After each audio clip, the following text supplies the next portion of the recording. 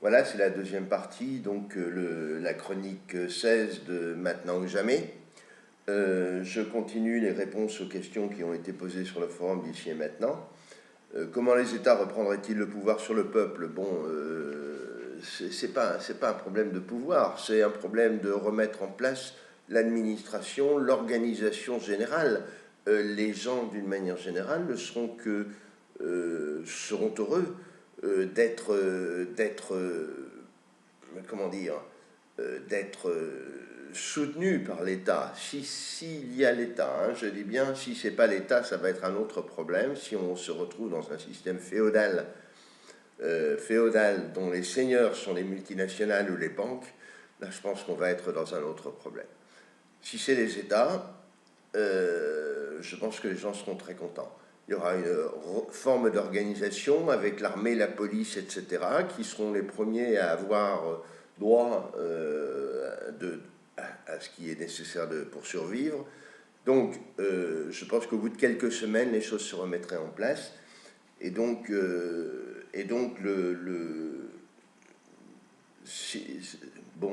Oscar parlait de la durée du collapse. Certains parlent de 5 à 7 semaines qui peuvent se gérer avec un minimum de stock, je suis d'accord. On peut gérer avec du stock. Et puis après, ça sera plus difficile. Il faudra compter sur ceux qui sont capables de produire, c'est-à-dire les maraîchers, les cultivateurs. On a un peu, tué nos productions agricoles qui ne fonctionnent plus qu'avec des engrais chimiques qui viennent de l'extérieur, qui viennent notamment qui sont produits par le gaz, donc il faut de l'énergie, etc. Je me souviens de mes voisins quand j'étais tout gamin, donc ça fait maintenant près de 65 ans. C'était des cultivateurs qui avaient un cheval, qui avaient une charrue, qui vidangeaient les fosses septiques des gens pour faire de l'engrais, etc., etc. Mais toutes ces connaissances sont peut-être pas perdues, mais elles sont loin. Alors bon, il y en a des nouvelles, bien sûr, hein, la permaculture, etc., ou la culture sous paille, etc. Bon, on peut espérer que ça prendra le relais, mais il va falloir du temps, et je pense que même avec des stocks, on peut pas avoir des stocks d'un an, c'est très très difficile.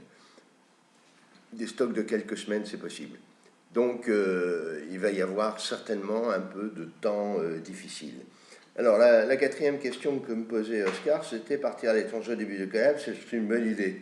Pour être en prendre l'avion, bonne idée, il faut penser qu'à l'étranger, on est toujours l'immigrant. Et que donc on n'a pas les mêmes droits que les gens qui habitent sur place. Et qu'on pourrait très bien se faire renvoyer ailleurs. Alors, pourra-t-on prendre l'avion? Je ne crois pas. Je crois que si ça, je veux dire que les groupes électrogènes sur les aéroports, il faut des pompiers. On le voit à Cayenne, par exemple, à l'heure actuelle. Les avions n'ont pas pu atterrir. Enfin, à l'heure actuelle, c'était la semaine dernière. Je ne sais pas où c'en est aujourd'hui, mais les avions ne pouvaient pas atterrir parce que les pompiers n'étaient pas alimentés, ils n'étaient pas là, il n'y avait pas d'électricité, il n'y avait pas de pétrole, etc. Donc, on ne fait pas décoller un avion, on ne fait pas atterrir un avion s'il n'y a pas les services de sécurité, s'il n'y a pas la tour de contrôle, s'il n'y a pas les radars autour pour le contrôle aérien, etc. Donc, franchement, je ne pense pas. Dans quel pays, ça, on en reparlera peut-être une autre fois. Est-ce qu'un pays qui a toujours été pauvre pourrait être une bonne idée, car le manque de moyens fait toujours partie du quotidien des gens? Oui, à condition d'avoir des amis, à condition de ne pas arriver là comme l'étranger qui vient, je ne vais pas utiliser un terme comme ça, mais qui vient prendre le peu que ces gens ont déjà. Alors il y a des tas de gens gentils qui sont prêts à partager, et je pense que d'ailleurs, dans ce collapse qui se présente, c'est là où il va falloir faire le maximum entre soi, c'est-à-dire s'entraider, aider les voisins, après les voisins par cercle, la famille, les voisins, etc. Je pense que on aide, mais d'abord ceux qui nous sont proches, ce qui est tout à fait logique et normal. Alors bien sûr, je pense aussi que personne d'entre nous ne refuserait d'aider quelqu'un qui est en train de mourir de soif, s'il a un peu d'eau, il va lui en donner. Nous sommes bien d'accord. Mais l'aide proprement dite, c'est peut-être pas très facile. Alors, Voyageur me pose d'autres questions. Alors, il n'est pas tout à fait convaincu qu'il faille s'attendre à un effondrement aussi brutal sur une période très courte. Scénario certes possible, mais qui devrait surtout dépendre, à mon avis, de la vitesse d'évolution vers la pénurie d'électricité. À cet égard, ne pensez-vous pas que tout sera mis en œuvre en priorité pour éviter un blackout, synonyme de paralysie du pays? Bien sûr, alors donc il existe des plans de délestage programmés, absolument. De tels plans peuvent permettre d'épargner certaines zones comme les grandes villes avec leurs centres névralgiques, hôpitaux, tout en continuant à offrir un approvisionnement plus ou moins équilibré à l'ensemble du pays. Alors, ne pensez-vous pas que les campagnes et autres zones extérieures aux villes risquent, dans un premier temps, de souffrir davantage que les villes? Franchement, je ne pense pas. Alors, bien sûr, j'ai pas de preuve absolue, mais franchement, je ne pense pas. Je pense que les endroits qui vont souffrir le plus sont quand même les centres-villes, parce que il suffit de... Je l'ai vu dernièrement dans ma ville, il y a eu 7 heures de coupure d'électricité. 7 heures de coupure d'électricité parce qu'il y avait un transfo qui avait explosé, etc. etc. Donc il a fallu 7 heures pour rebrancher tout l'ensemble. Les magasins qui étaient dans la zone, les magasins, je pense à 2 grandes surfaces qui étaient dans la zone, ont jeté tout ce qu'ils avaient dans les frigos. Tout simplement parce qu'en 7 heures, c'était fini, c'était plus consommable, ou si c'était consommable avec des risques de maladies et autre chose. Alors, bien sûr, on peut considérer que, admettons que ça arrive, hein, 7 heures, c'est pas beaucoup 7 heures. 7 heures, on jette, enfin les magasins jettent tout, les gens se précipitent pour aller le chercher. J'espère qu'ils prennent une file, ils suivent une file pour ne pas se taper les uns sur les autres. Et après, il faut d'autres approvisionnements. Ça veut dire qu'il faut de l'énergie pour que les camions puissent rouler, il faut qu'il n'y ait pas de barrage sur les routes, il faut qu'il n'y ait pas de mecs avec des kalachnikovs ou des fusils à pompe qui soient là pour essayer de se saisir d'un camion de fruits et légumes qui arrivent, ou d'essence, ou de tout ce qu'on veut. Donc je ne crois pas que ce serait aussi simple. Mais, donc, à mon avis, c'est plutôt les petites bourgades, les petites villes où les gens savent s'entraider, ceux qui ont des stocks aussi, qui pourront vivre quelques dizaines de jours avec juste de l'eau, enfin de l'eau filtrée, ou de l'eau, ou une réserve d'eau, ou des bouteilles d'eau, plus des fruits secs, plus comment on appelle ça, des conserves, plus du cornet de bif, plus des saucissons, plus tout ce qui se garde sans problème, sans frigo, parce que c'est important. Les légumes lyophilisés, par exemple, j'ai traversé l'Atlantique un jour, enfin il y a longtemps déjà, c'était en 80, traversé l'Atlantique sur un bateau à voile, et on avait des légumes lyophilisés, plus des œufs qui tiennent très bien pendant 3 semaines, des œufs, des légumes lyophilisés, des boîtes de conserve, des jambons en boîte, des choses comme ça. On vit très bien. Bon, là, on avait encore la chance de pouvoir faire un peu de pêche. Alors, la dernière question à laquelle je veux répondre aujourd'hui, c'est Légitime Van, pardon.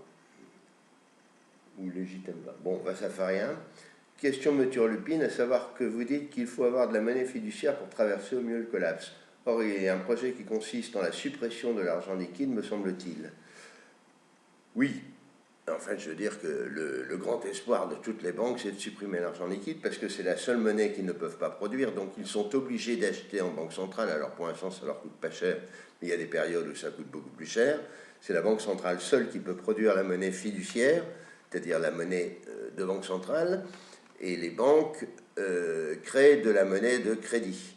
Donc, leur but, c'est bien évidemment de pouvoir, d'une part, ne plus avoir besoin de monnaie centrale, c'est-à-dire les espèces, les billets de banque, et de n'utiliser que de la monnaie de la monnaie scripturale, qui est cette monnaie de crédit qu'on utilise, qui est la monnaie bancaire, mais qui n'a rien à voir avec la monnaie banque centrale. Alors, cette monnaie bancaire, l'avantage, c'est que s'il n'y a pas de billet, enfin, cette monnaie bancaire, l'avantage, puisque cette monnaie des banques privées, j'entends, l'avantage, c'est qu'elle est complètement traçable. Et donc, elle peut être taxée à chaque achat, à chaque utilisation. Si les banques vous disent, je prends cet exemple, hein, mais si les banques vous disent, bon, ben, vous pouvez vous servir votre carte bancaire, mais au lieu d'avoir, au lieu de payer, je ne sais pas, 10%, enfin 1% par transaction, vous allez maintenant payer 20%, vous serez obligé de dire oui, pas d'autre solution, puisque ce sera pareil pour les chèques, ce sera pareil pour les virements, etc. Il n'y a que les espèces qui, de la main à la main, c'est pour ça qu'on les appelle monnaie manuelle d'ailleurs, de la main à la main, permettent d'échapper à ce genre de truc.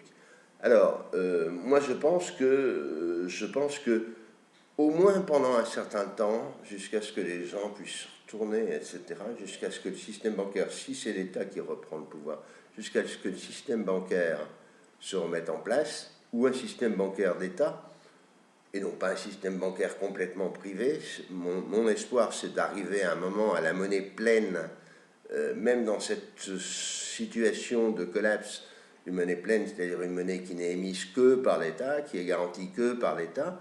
Même s'il n'y a pas d'espèces à ce moment-là, ça ira déjà un peu mieux, parce qu'au moins on paiera pour l'État les taxes, et non pas pour des entités privées. Donc je pense qu'il faut avoir des espèces nécessaires, disons, peut-être l'équivalent d'un mois de dépenses pour pouvoir... Parce qu'après, ça va tourner. Vous allez vendre un truc, vous allez recevoir des espèces, etc. C'est tout le principe de cette utilisation. Il est bien certain que si vous voulez acheter un terrain ou autre chose, vous serez quand même obligé, enfin un terrain, une maison, etc. Quand vous serez en situation de collapse, vous serez bien obligé de passer par le bon vouloir des banquiers, à moins que vous n'ayez vous-même quelque chose d'autre à vendre. Alors là, ça devient un autre sujet. Voilà, on va arrêter là pour aujourd'hui. Je vous souhaite un bon mois de mai, un bon 1er mai, un bon mois de mai. Et puis, on se revoit au mois de juin. À bientôt. Et puis, surtout, allez sur le forum d'ici et maintenant pour poser les questions que vous voudriez qu'on essaye de traiter. Et puis, allez-y sur vos objections. Je vais essayer de répondre. Vous savez, je n'ai pas du tout la science infuse à ce niveau-là. Je vous dis ce que je pense qu'il va se passer, tout en, je l'ai déjà dit aussi, en espérant vraiment me tromper. Et puis, joli mois de mai.